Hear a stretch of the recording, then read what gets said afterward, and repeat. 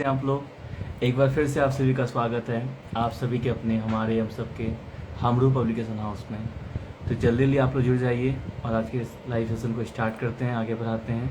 जैसे कि आप सभी को मालूम है, आज एक बार फिर से हम लोग आपके समक्ष उपस्थित हुए हैं हमारे आज की नई solo book author, next solo book author doctor Smriti Kulshreshtha ma'am के साथ उनकी सोलो बुक के बारे में बात करने, जिनका नाम है काव्यांजलि मेरी कलम से, जो कि बहुत ही खूबसूरत कवर है, प्यारा सा कवर है, मैं देख पा रहा हूँ। सो जल्दी से मैम जुड़ते जाएंगी और बातचीत स्टार्ट होगी।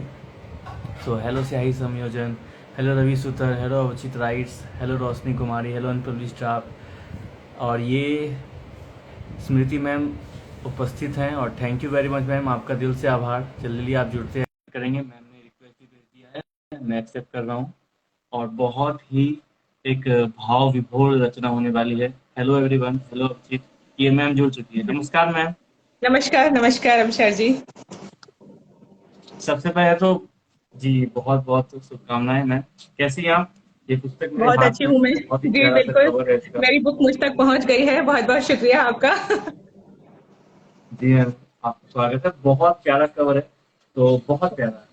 तो सबसे पहले मैम आपको आपकी पुस्तक काव्यांजलि मेरी कलम से की हार्दिक हार्दिक शुभकामनाएं। और तो काव्यांजलि की यात्रा कैसे शुरू हुई? काव्यांजलि लिखने का मन में विचार कब आया, कैसे है, इसके बारे में बताइए। जी जी। जी बहुत मैम। बहुत शुक्रिया आपका। मेरी पहली सोलो बुक आज पब्लिश हुई है और उसके लिए मैं हमरू पब्लिकेशन का बहुत बहुत शुक्रिया अदा करती हूँ, स्पेशली आपका, तुलिका जी का और प्रशस्ति जी का, क्योंकि उनकी मेहनत है जी इसमें पूरी पूरी। उसकी वजह से ही मेरी जी आज बुक सोलो पब्लिश हो पाई है। काव्यांजलि लिखने का विचार मेरा, मैं बचपन से लिखती चली आ रही हूँ, लेकिन मैंने अभी तक मेरी रचनाएं न्यूज़पेपर मैगजीन सब जगह प्रकाशित होती रही, पर मेरी कोई अपनी सोलो बुक नहीं थी। तुलिका जी ने मुझे इसके लिए इंस्पायर किया और मैं उसके लिए बहुत बहुत शुक्रगुजार हूँ उनकी। उन्होंने मेरी कहीं रचना पढ़ी और मुझे कहा कि मैम आप अपनी एक सोलो बुक निकालिए। तो मुझे लगा कि हाँ, मुझे अपनी बुक निकालनी चाहिए और तभी मैंने इस पे काम शुरू किया और बहुत जल्दी हमने 3 महीनों में अपनी एक सोलो बुक तैयार कर दी। इसके लिए बहुत बहुत शुक्रिया आप सभी सबका और हमरू पब्लिकेशन टीम का। जी मैम, तो बहुत बहुत शुभकामनाएं।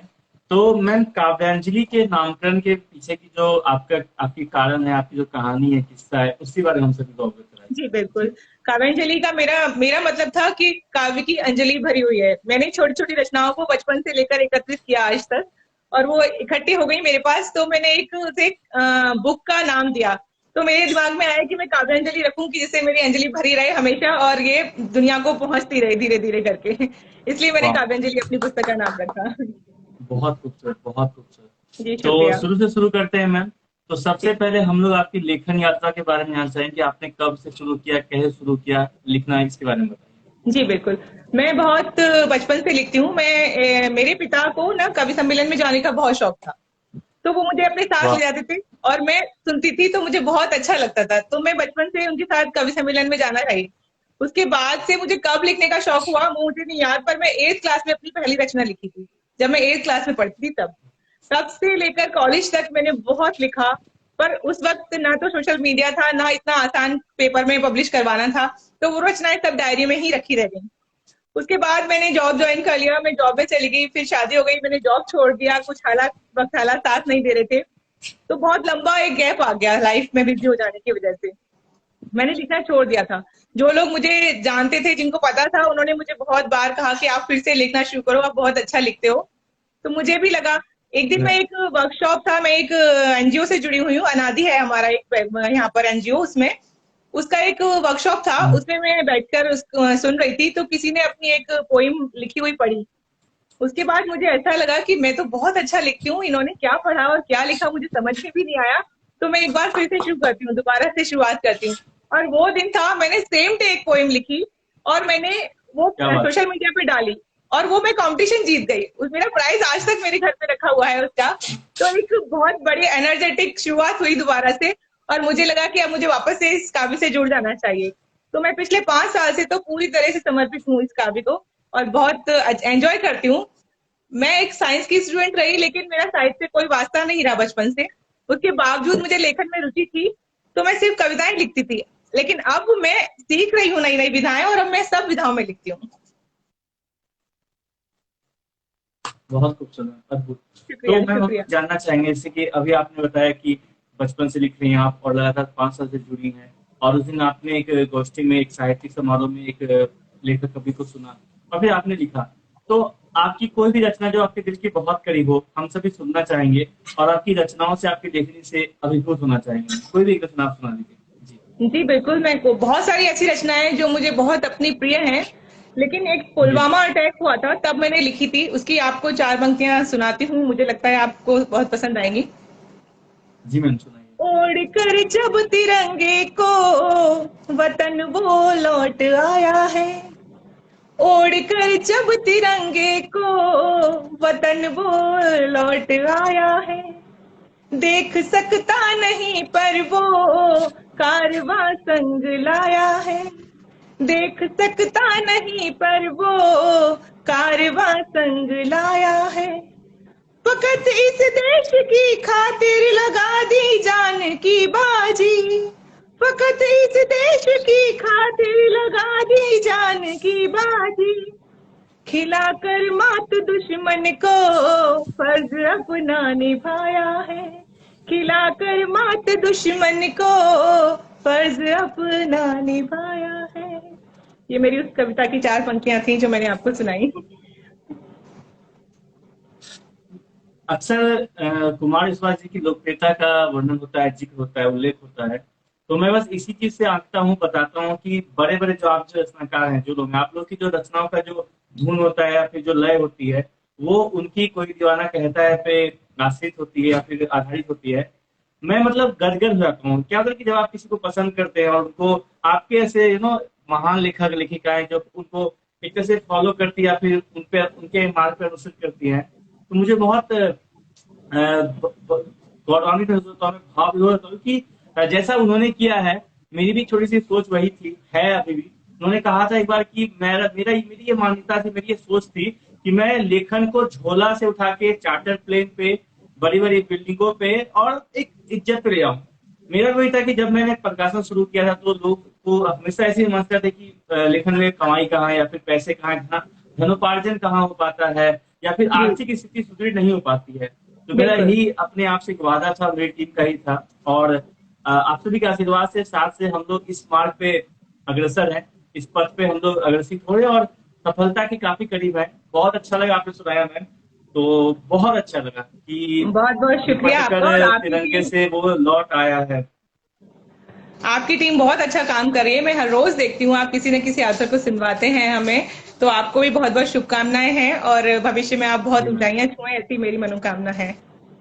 बहुत अच्छा लगा आपकी रचना। अब मैं आपकी रचना जो था कि लिपट कर वो तिरंगे से घर को लौट आया है, फकत उसको पता नहीं कारवां उसके पीछे आया है। जो आपकी जी रचनाएं है, बिल्कुल। मतलब आपको मेरा नमन है मैम। भारत के सभी बहुत बहुत शुक्रिया, वीर बहुत बहुत सैनिकों शुक्रिया आपका को भी। आपको इतनी बड़ी श्रद्धांजलि दी, बहुत अच्छा लगा। तो ये बस एक झलक थी मैम की रचनाकारी की। और मैम बहुत अच्छा लिखती हैं। मैम का पूरा नाम डॉक्टर स्मृति कुलश्रेष्ठ है। बाकी समझने जी वाले समझ आए कि अगर वो जो उपाधि ऐसे नहीं मिलती, कितनी बड़ी बात है। तो साहित्य को मैम ने अपना जीवन दिया है और अब हम लोग के साथ मैम जुड़ी है और ये कारवां बहुत आगे चलेगा। और इतनी मोटी पुस्तक है, मैं सबको दिखाना चाहता हूँ, ये कविताओं से भरी पड़ी है। इसके बारे 80 में बात कविताएं हैं होगी, आगे इसमें। चर्चा मेरी होगी। बेस्ट बचपन से आज तक की 80 कविताओं का संग्रह है ये। तो मुझे लगता है पाठक बहुत खुश होंगे इसको पढ़कर, ऐसा नहीं है कि निराशा होगी। जी जी मैम, बेसिकली ऐसा होता नहीं क्योंकि मैं पूछता हूँ, बस पूछता रहता हूँ। आज मुझे ये खुल गया और इसमें आई थिंक अच्छा है, आई थिंक आपको ये पसंद आएगा। तो मैं आपसे एक रिक्वेस्ट करूंगा कि आप ये वाली सुनाए। चेहरा नाम का शीर्षक है, पेज नंबर 121। अगर आप जी जी पूरी कर सके जी तो मुझे बिल्कुल। सुनने का मन कर रहा है, फिर बातचीत में आगे बढ़ाऊंगा। जी मैम प्लीज। जी मैम सुनाए। चेहरा चेहरा, वाली क्योंकि उसमें चेहरा राइमिंग सुनिए जो है आप। मुझे बहुत अच्छा लगा। जी जी। जी मुझे चेहरा लेकिन ये सुनिए। मेरी किसी रैंडमली ही मैंने बहन, खोला। जी, ये मेरी हम्म। बहुत पुरानी कविता है। तो इसमें ना मैंने कोई लय धुन में नहीं लिखी थी, जो मन में आया था वो लिखती चली गई। फिर भी पढ़कर सुनाती हूँ आपको। एक चेहरा इसमें ईश्वर राइमिंग का। बहुत अच्छी है, इसमें राइमिंग बहुत अच्छी है, इसीलिए जी मैंने बोला। राइमिंग बहुत अच्छी है, बस बच्चों इसीलिए को ये सीख पब्लिश हुई। मिलेगा, ये बहुत सारी बच्चों जगह को पब्लिश सीखने को हुई, मिलेगा लोगों को इससे कुछ। पसंद आया बहुत ज्यादा इसे। पढ़कर बहुत अच्छा लगा, तो लोगों ने बहुत सारे पेपर्स में पब्लिश की है मेरी ये रचना। मैं पढ़कर सुना एकदम देती हूँ मैम, आप एकदम सभी मैम। को। जी बिल्कुल। प्लीज प्लीज सुनाइए जी मैम, प्लीज। एक चेहरा ईश्वर का, एक चेहरा इबादत का, एक चेहरा वाह। इश्क का, एक चेहरा शहादत का। हर एक वर्ड एक दूसरे से जुड़ा हुआ है, अगर कोई ध्यान से इसे समझने की कोशिश करेगा तो कहीं ना कहीं उसका मैम एक ही फर्स्ट मतलब है। लाइन में ही पूरी कहानी है, फर्स्ट लाइन में ही पूरी कहानी है। जी बिल्कुल इबादत, बिल्कुल। खुदा और शहादत, बहुत खूबसूरत, बिल्कुल बिल्कुल। बहुत। एक चेहरा प्रेम का, एक चेहरा भक्ति का। प्रेम और भक्ति एक ही चीज होती है। प्रेम हम किसी एकदम अपने इंसान से करते हैं और भक्ति हम ईश्वर के साथ करते हैं, तो दोनों चीजों का ईश्वर एक ही है, अर्थ है। बहुत सही। हर जगह ऐसे ही लिखा है एक ही मैंने। अर्थ है। एक जी जी चेहरा जी। श्रम का, एक चेहरा शक्ति का।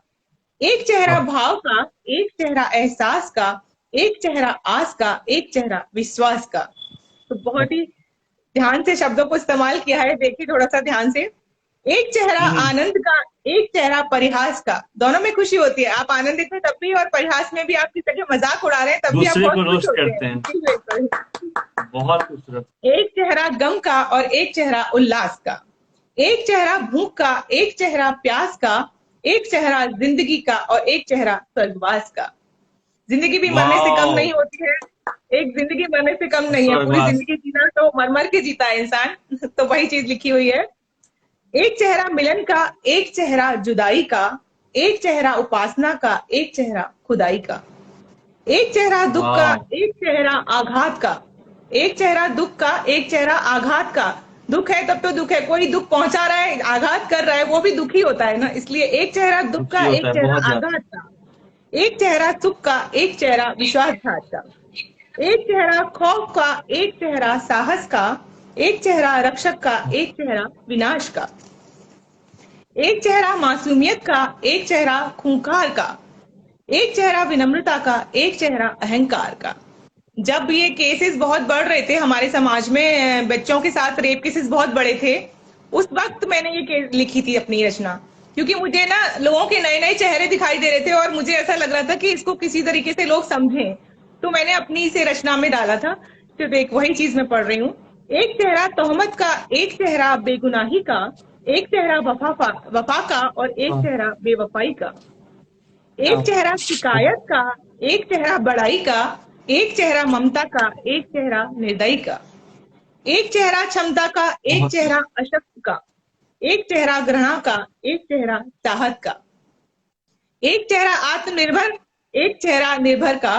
एक चेहरा रोष का और एक चेहरा कायर का। एक चेहरा सौंदर्य का, एक चेहरा स्वीकृति का। एक चेहरा तृष्णा का और एक चेहरा तृप्ति का।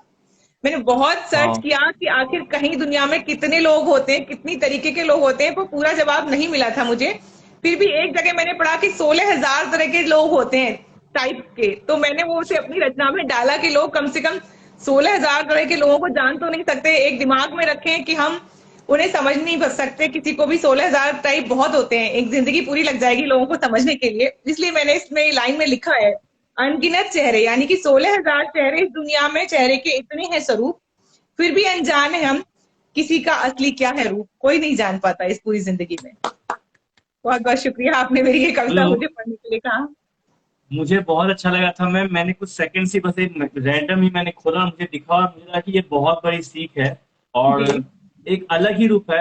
मतलब कुछ लोगों के लिए ये कविता हो सकती है, कुछ 30 पंक्तियों की एक रचना हो सकती है, लेकिन मुझे पता है कि आपने अपने जीवन को उड़ेल दिया है। बिल्कुल आपकी जो बिल्कुल। उपलब्धियां हैं, अनुभूतियां हैं, आपके जो अनुभव हैं, आपके जो भाव हैं, श्रृंगार रस, जो भी रस आपने पढ़ा है, पाठन किया है, आपने अनुभव किया, आपने उसको झकझोर के उसको लिखा है, पन्नों पे सजाया है, आपको नमन है। और हमरू पब्लिकेशन हाउस आपका दिल से स्वागत करता है, धन्यवाद बहुत बहुत ज्ञापन शुक्रिया। करता है बहुत कि बहुत आप शुक्रिया। जैसी लेखा लेखा हमारे साथ जुड़ी हैं। ये हमारे लिए बहुत बहुत सौभाग्य की बात है। और तुलिका मैम हम सभी को देख रही है, मैं उनको एक बार फिर से धन्यवाद ज्ञापन करना चाहूंगा। तुलिका मैम आपके वजह से ही जी बिल्कुल, मैं तोलिका प्रीति जी मैम की हमारे जैसे साथ आपसे जुड़ी जुड़ हैं, रही हूँ, बिल्कुल। बहुत बड़ी बात है जी। तो मैम आगे बढ़ते हैं, सवालात के सिलसिला को आगे रखते हैं, हमारी वार्तालाप जी को, बिल्कुल। साक्षात्कार को। तो जैसे कि आपकी लेखनी की बात हुई, अब जानना चाहेंगे मैम कि आपकी पाठन की रुचियां क्या है, पाठन की प्राथमिकताएं क्या है, अर्थात आपको क्या पढ़ना पसंद है, किन किन रचनाकारों को पढ़ना पसंद है, किन किन विषयों पर पढ़ना पसंद है, इसके बारे में। मुझे सब कुछ पढ़ना पसंद है, बचपन से लेकर आज तक मैंने गीत, कहानी, गजल, मुक्तक सब पढ़ा है। विशेष स्पेशली मैं लघु कथाएं बहुत पढ़ती थी बचपन में, जो मुझे बहुत इंस्पायर करती थी कि छोटी छोटी स्टोरियां कभी चलते चलते पढ़ ली। और फिर कविताओं में जब से लिखना शुरू किया तो कविताएं सबकी, और मैंने खास तौर पे पढ़ा है मुंशी प्रेमचंद और महादेवी वर्मा जी को, जो बचपन से मैं उन्हें पढ़ती आ रही हूँ। आज भी कोई कहानी मिलती है तो मैं छोड़ती नहीं हूँ, उनकी जरूर पढ़ती हूँ।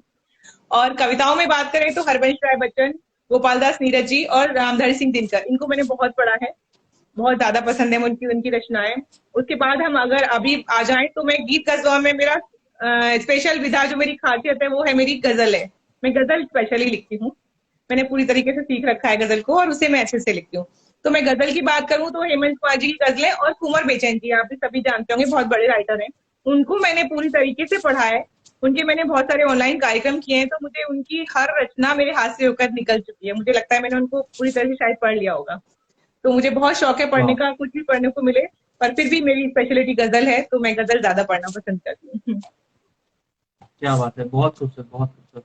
तो आशा करता हूँ कि अभी तक जितने भी लोग जुड़े हैं उनको एक सीख मिली होगी, उनको एक जी बिल्कुल। अनुभव, जो मैम की जो अभिव्यक्ति है उसको एक रसावतन हो रहा होगा आप लोगों को। और अभी ये वार्ता आगे चलेगी और मैम से वार्ता चलती रहेगी। तो मैम, जैसा अभी आपने अपने लेखन पाठन के बारे में बताया, अब हम लोग आगे बढ़कर आपके पाठन के बारे के साथ लेखन के बारे में, कि आपको क्या लिखना पसंद है, किस विषय में, किस विधा में लिखना पसंद है, इसके बारे में बताइए जी। जी, मुझे लिखने के लिए कोई विषय नहीं चाहिए होता है, मुझे कुछ भी समझ में आता है, आसपास में आता है कुछ। जब मैं बहुत परेशान होती हूँ तो मैं जरूर लिखती हूँ, मैं खुश हूँ तब भी लिखूंगी, जब मैं बहुत परेशान हूँ तो मैं जरूर लिखती हूँ। मतलब कुछ मैंने देखा, जैसे समाज में कुछ ना कुछ घटित होता रहता है, तो अगर मैंने कुछ देखा तो मैं शायद रोक नहीं पाती अपने आप को लिखने से, चाहे फिर वो कोई किसी का लड़ाई झगड़ा हो या हमारा देश पे कोई आक्रमण किया हो किसी ने, चाहे वो रेप केसेस हो, कुछ भी हो, समाज से जुड़ी कोई घटना हो, मैं अपने आप को नहीं रोक पाती। उस वक्त जैसे कहते हैं ना, खून खौल जाता है, तो बस एकदम से मैं लिख देती हूँ तुरंत से कि बस जो भी है निकाल दो अपना मन का, जो भी अंदर से है। तो मैं सबसे ज्यादा उन्हीं घटनाओं पर लिखती हूँ। और वैसे मेरे स्पेशलिटी गजल है, तो मैं नॉर्मली जब अपने पीस ऑफ माइंड में रहती हूँ, जब शांति से कुछ लिखना चाहती हूँ, तो फिर मैं अपनी गजलें लिखती हूँ।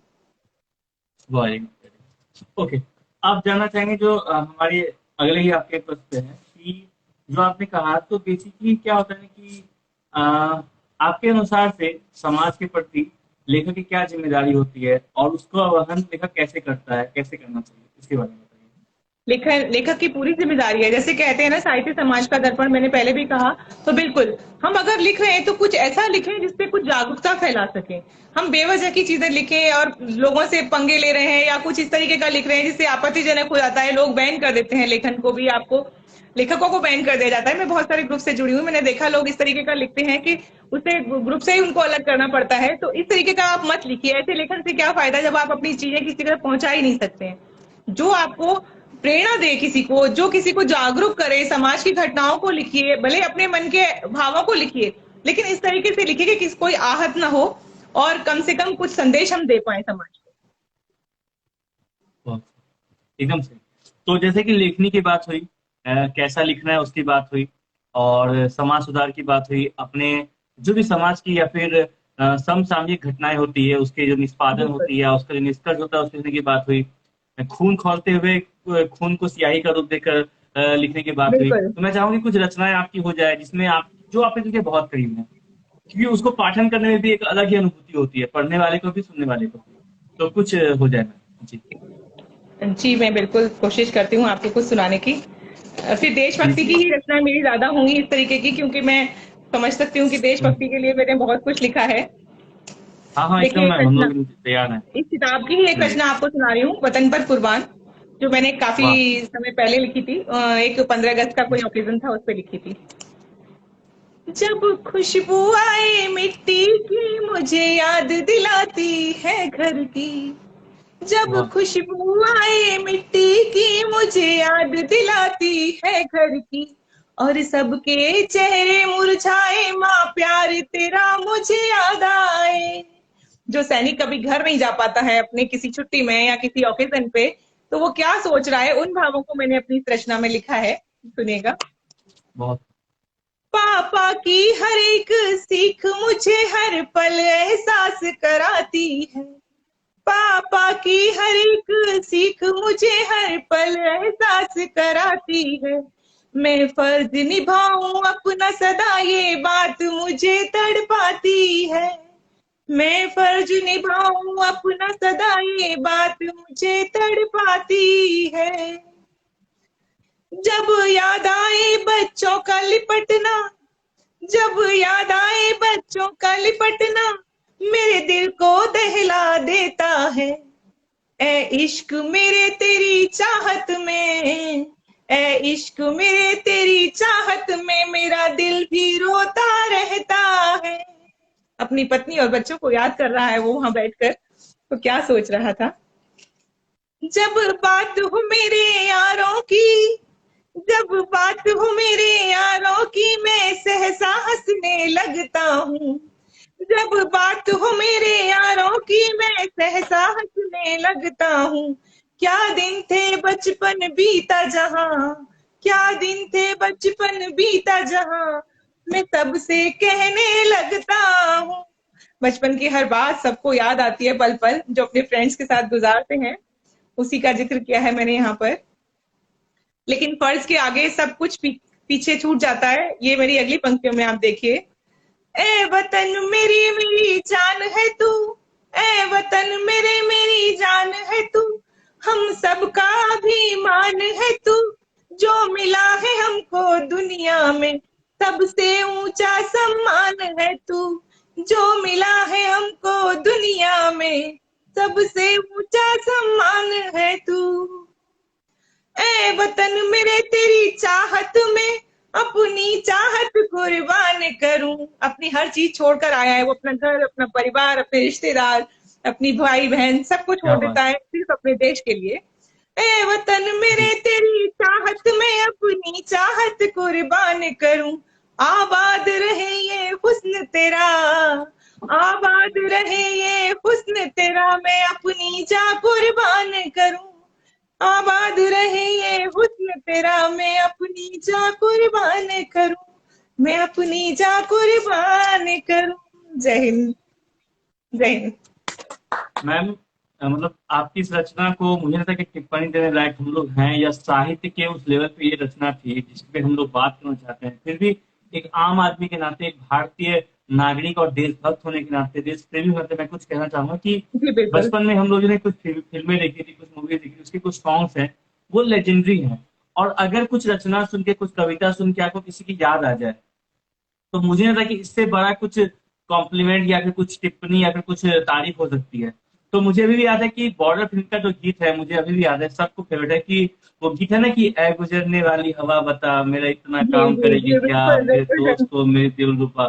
वो जैसा आप गा रही थी, और सबसे पहले तो मैम आपको आपकी गायकी, आपकी सुर, आपकी धुन, आपकी संगीत, आपकी जो गीतकारी है, आपका जो गायन है मैम, मैं उसका आपका बहुत बड़ा फैन हो गया हूँ ऑन बहुत एयर बहुत में, ऑन शुक्रिया, वर्क। बहुत बहुत शुक्रिया आपका। एंड और मैं आज आपके समक्ष आपको ये प्रस्ताव देना चाहता हूँ कि बहुत जल्दी हम लोग संगीत की ओर भी जाएंगे, और बहुत सारे ऑडियो प्लेटफॉर्म, पॉडकास्ट आने वाले हैं।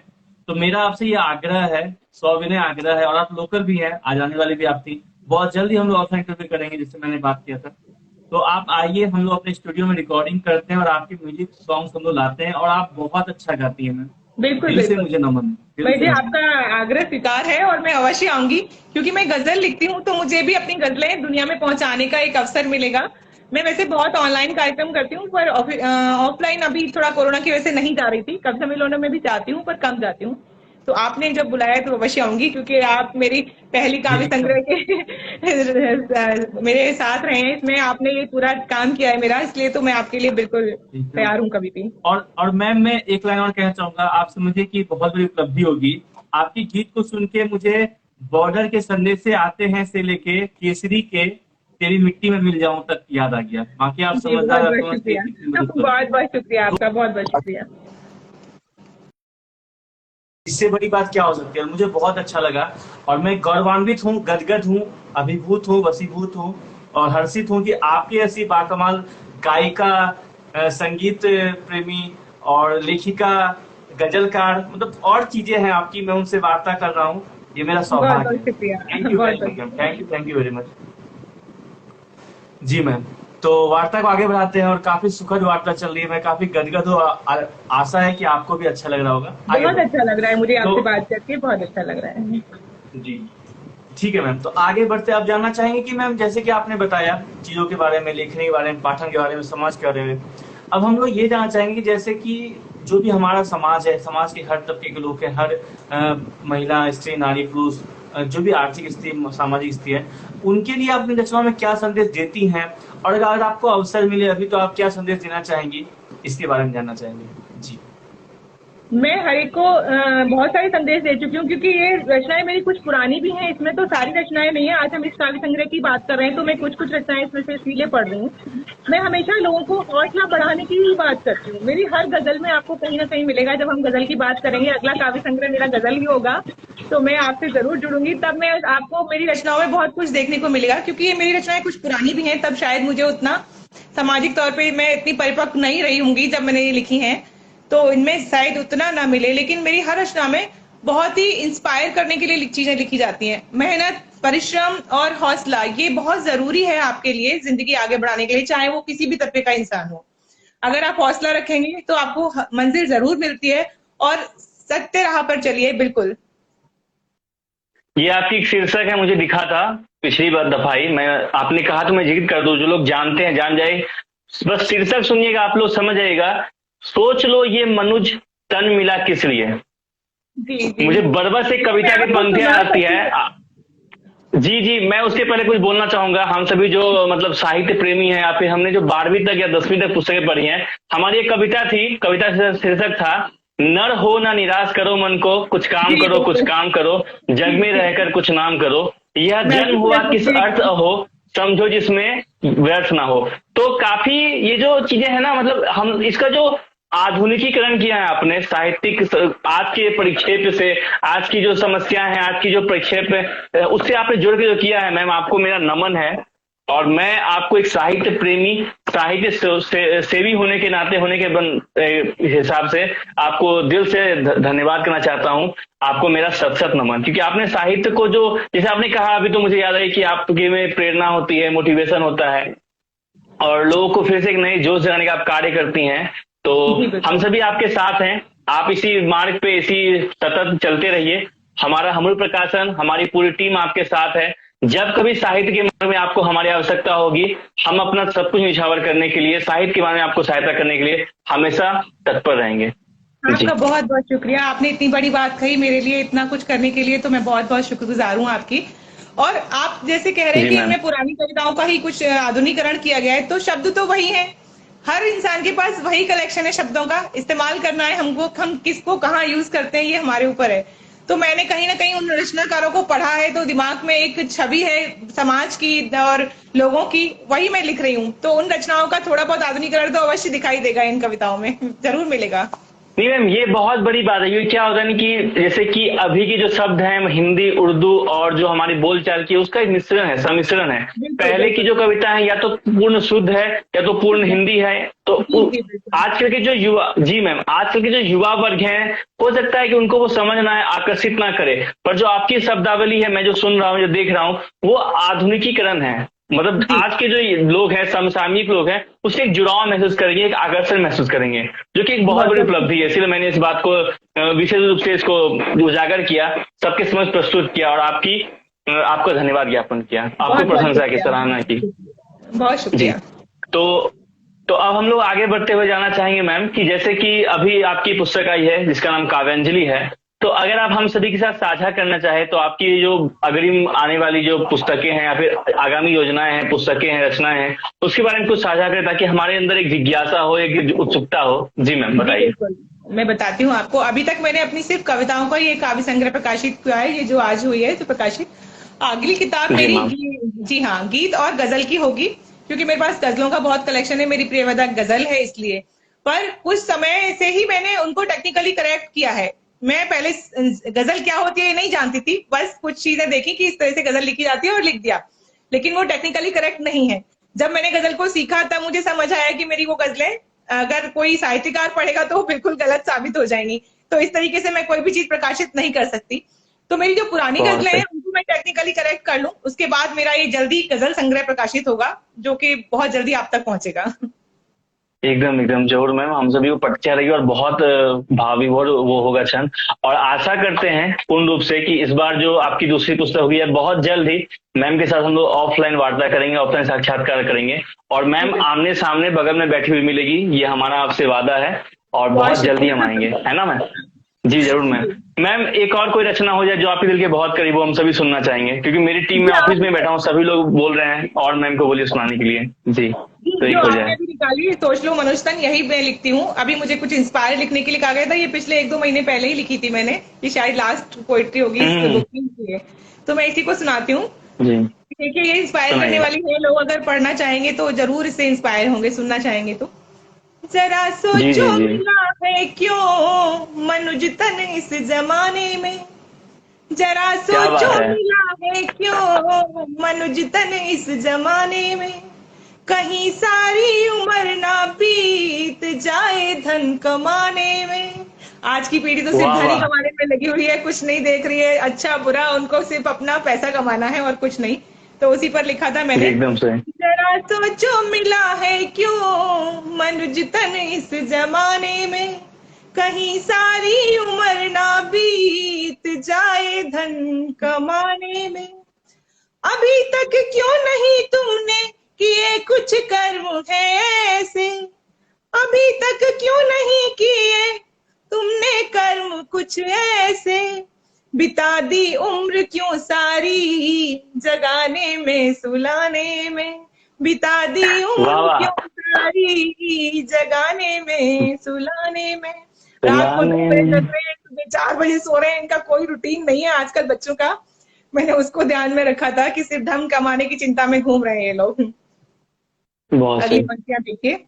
नहीं समझे अगर तुम ये मनुज का जन्म लेकर भी, नहीं वाह समझे अगर तुम ये मनुज का जन्म लेकर भी, मिला जीवन भी हो जाए व्यर्थ तुमको सिखाने में, मिला वाह। जीवन भी हो जाए व्यर्थ तुमको सिखाने में, दया कर दीन मानव पर कभी उपकार मत लेना। लोग कुछ काम करते बाद में पहले एहसान जता देते हैं, वही लिखा है मैंने। दया कर दीन बहुत खूबसूरत। मानव पर कभी उपकार मत लेना, बनो तुम भी यहाँ साधन नई क्रांति को लाने में, बनो तुम भी यहाँ साधन नई क्रांति को नई लाने में। क्रांति को लाने अगर कुछ में। वाह कर रहे वाह। हो तो दुनिया उसका गुणगान करे, आप खुद ही उस पर एहसान जता दो कि वो बेचारा कुछ कह ही ना पाए आगे, तो फिर फायदा क्या हुआ आपके कार्य को करने का। फायदा है क्या। जो समाज सेवा एकदम आजकल सही। हो रही है ना राइट। इस तरीके की, मैंने उस पर लिखा है। लोग समाज सेवा बहुत संस्थान सही। खोल लेते हैं लेकिन उसमें होता कुछ भी नहीं है, लोग सिर्फ अपना नाम कमाने के लिए करते हैं, ये उन्हीं लोगों के लिए समर्पित है। और साथ में कैमरे भी लेके आते हैं। जी बिल्कुल, पहले फोटो खिंचाया जाता है उसके बाद कोई काम किया जाता है। खिलाने से पहले फोटो खिंचाया जाता है, देने से पहले फोटो खिलाया जाता है। ये एंगल बन रहा है कि नहीं यहाँ से। ये उन्हीं के लिए जी। समर्पित है, ये उन्हीं के लिए समर्पित है। कि माया बहुत त्याग सही। कर सारी करो जाने की तैयारी, कि माया त्याग वाह। कर सारी करो जाने की तैयारी, सब कुछ यहीं छूट जाएगा अगले 5 मिनट में, हमें नहीं पता है क्या होगा इस जिंदगी का, उसके लिए भी हम इतना एकदम लालच एकदम। करें किस करें हम। ये माया त्याग कर सारी करो जाने की तैयारी, जाने की तैयारी। न जाएगा संग में न जाएगा कोई संग मोक्ष तुमको दिलाने में, दिलाने न में। क्या जाएगा बात है। कोई संग मोक्ष तुमको दिलाने में। तुमको दिलाने साथ में। जाने के लिए तो कोई नहीं बैठा है, सब यहीं छूट जाएगा, तो फिर किस चीज का लालच आप कर रहे हो। सबको छोड़ छाड़ कर अपना अच्छे कर्म करो, ऐसा मेरा मानना है। बहुत सही। मैम आपको एक बार फिर से मेरा सत नमन है आपको। मतलब मैं क्या बोलूं, मतलब कोई एक होता है कि चलो आप अच्छी लेखिका हैं तो एक कक्ष होता है या फिर एक खंड किया जाता है, एक अच्छी गायिका है, एक अच्छी संगीत प्रेमी या संगीत की क्योंकि आप उसी को पकड़ रही हैं, आपकी लय जो बताती है। तो मैम अभी कमेंट पे कमेंट आ रहा है कि करिश्मेटिक वॉइस मैम, और बहुत सारा वॉइस पे आ रहा है, तो मैम इस पे चर्चा करते हैं कि आपकी जो आवाज है, जो एक गीतकार वाली आवाज है, गायिका वाली आवाज है, तो इसके पीछे की क्या तैयारी है या फिर क्या अनुभव है, इसके बारे में साझा कीजिए। क्या आप इसके बारे में रोज प्रयास कर रूटीन करती हैं या फिर बस सुन के आया है या नेचुरल, इसके बारे में बताइए प्लीज। जी मैम। ये नेचुरल है, मेरी ये नेचुरल है, क्योंकि मेरी मम्मी बहुत अच्छा गाती है, मेरी मदर बहुत अच्छा गाती है, मेरे फादर भी गाते थे। मैंने एक छोटी सी बात बीच में बोलना चाहूंगी, मेरे फादर का आज Please. जन्मदिन है और अरे मेरे मैम ये हस्बैंड का तो भी मुझे जन्मदिन है। नहीं, मेरे हस्बैंड क्या का भी बात है। जन्मदिन है आज, दोनों का जन्मदिन होता है, लेकिन अनफॉर्चुनेटली मेरे फादर 9 मंथ पहले मुझे छोड़कर चले गए, और ये आज सब कुछ उन्हीं की वजह से है। मैं जो भी हूँ, जहाँ हूँ, जिस प्लेटफॉर्म पे हूँ, मैं सिर्फ और सिर्फ उनकी वजह से हूँ। वो इतनी छोटी जगह में, आगरा के पास एक जगह पोस्टेड थे, उसके बाद भी उन्होंने हमें इतना हाईली क्वालिफाइड किया। सब लोग, हमारे मेरे बहन भाई और हम सब बहुत अच्छे से पढ़ाए। मैं एमएससी पीएचडी हूँ, मेरा इंटरनेशनल जर्नल में पेपर पब्लिश हो रखे हैं।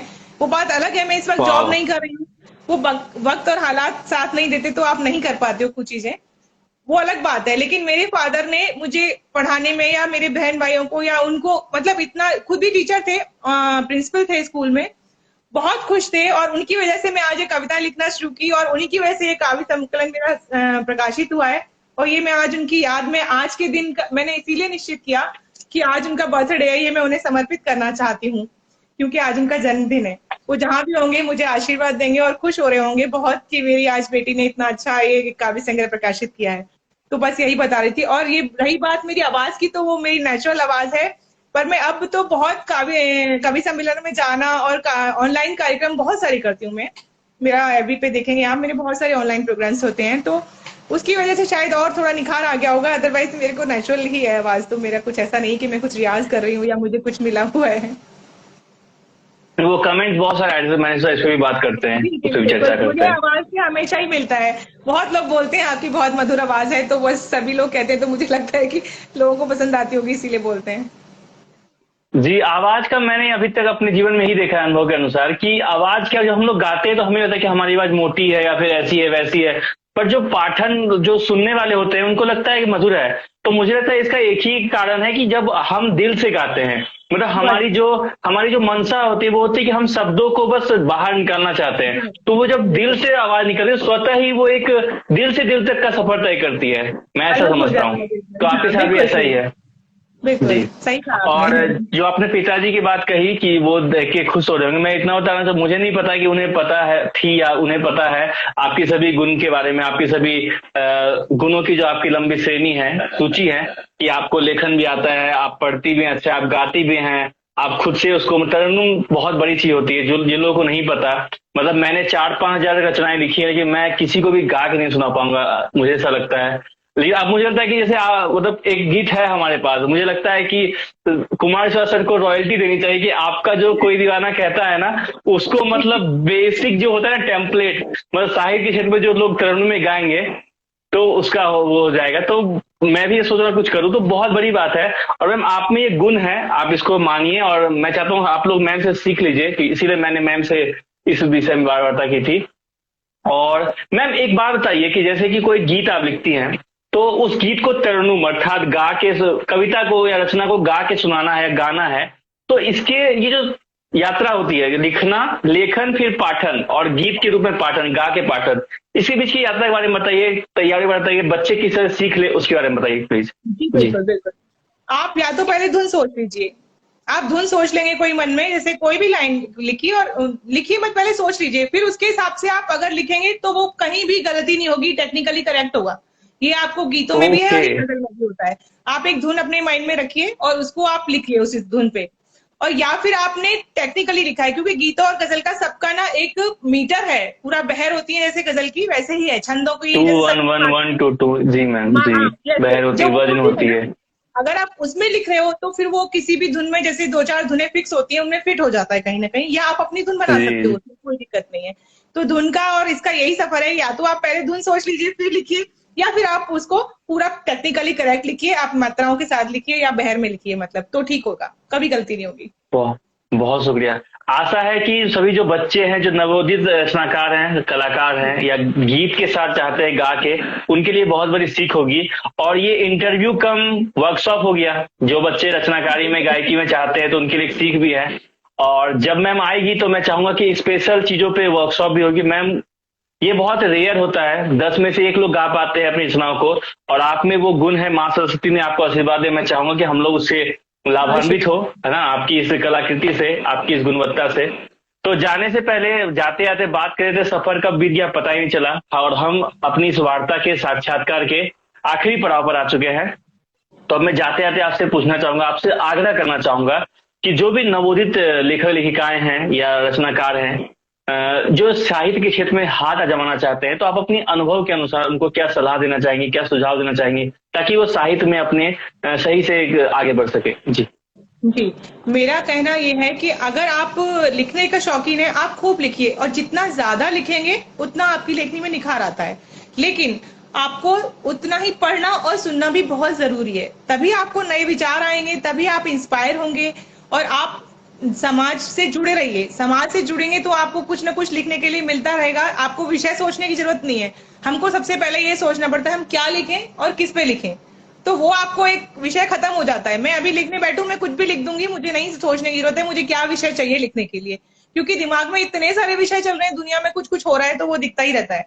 और अगर हम दूसरों को सुनते हैं तो मैंने पहले भी बताया कि एक ना हमारा शब्दकोश बढ़ जाता है, हमें बहुत सारे नए शब्दों का इस्तेमाल करना आ जाता है और हम उन्हें फिर अपनी रचनाओं में ढालना चाहते हैं कि हम इसे कहाँ यूज कर सकते हैं, क्योंकि ऐसा नहीं है कि एक शब्द का एक ही तरह से अर्थ निकलता है, उसके बहुत सारे अर्थ होते हैं और हर जगह हम उसे अपनी रचनाओं में यूज कर सकते हैं। तो सिर्फ मेरे नवांकुरा से यही एक बहुत निवेदन है कि सब लोग सुनिए और पढ़िए और फिर बहुत ज्यादा लिखिए। जितना ज्यादा लिखेंगे आपकी लेखनी में निखार आएगा।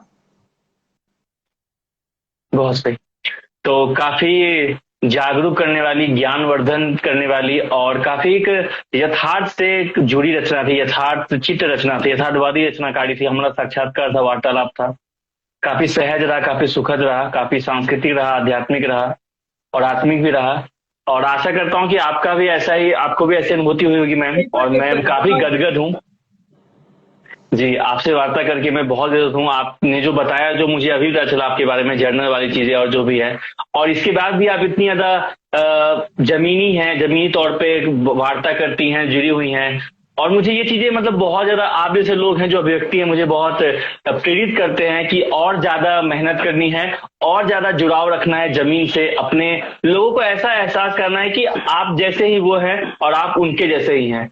आप बिल्कुल कुछ चंद उपलब्धियों से आप ऊपर नहीं हो जाते हैं। और अगर, और किसी ने कहा था, मतलब मनोज तिवारी सर की, मनोज वाजपेयी सर की एक इंटरव्यू में उनकी एक लाइन आया था कि उनकी माँ ने उनको कहा था कि अगर कोई बेटा, अगर कोई सक्सेसफुल नहीं है तो उसको मूर्ख मत समझना। ये बहुत बड़ी बात है कि जरूरी नहीं कि अगर कोई सक्सेसफुल आदमी तेज होता है, क्या पता उसके साथ वो किस, जैसे आपने 2-3 बार इस चीज का जिक्र किया कि कभी कभी वक्त और हालात साथ नहीं देते हैं, बिल्कुल तो नहीं क्या देते पता हैं। उसके साथ वक्त और हालात ना हो, उसमें प्रतिभा की कोई कमी ना हो, आशा थी उसमें कि वो जल्दी हो जाए, है ना। तो ऐसा ही चीज है। तो बाकी मैम काफी सुखद रही वार्ता और विदा लेने का वक्त आ गया है। लेकिन ये विदा कुछ पलों के लिए होगी, कुछ दिनों के लिए होगी। इसके बाद जल्द ही आपसे फिर से बिल्कुल मुखातिब होंगे, वार्ता होगी और फिर से आपके साथ वार्ता होगी। तो धन्यवाद मैम, दिल से नमन, शुक्रिया। जी जी, बहुत सभी बहुत हम लोग वाले शुक्रिया आपको आपका। बहुत सम्मान करते आप हैं, आपका दिल से शुक्रिया। थैंक यू मैम, आपका थैंक भी यू और वेरी मच आपके मैम। हम पब्लिकेशन का भी बहुत बहुत शुक्रिया। जी मैम, धन्यवाद, thank you very much ma'am. जी। सो गाइज, आप सभी का दिल से शुक्रिया, इतना सा प्यार देने के लिए बहुत बहुत ज्यादा शुक्रिया। Thank you very much guys, इतना जल्दी आप लोग आते थे, कम टाइम में आते हैं। और जल्द ही और ऐसे ही महान व्यक्तियों को लेकर हम लोग आएंगे, आपके साथ जुड़ेंगे और वार्ता आगे बढ़ाएंगे। Thank you very much guys, love you all, thank you.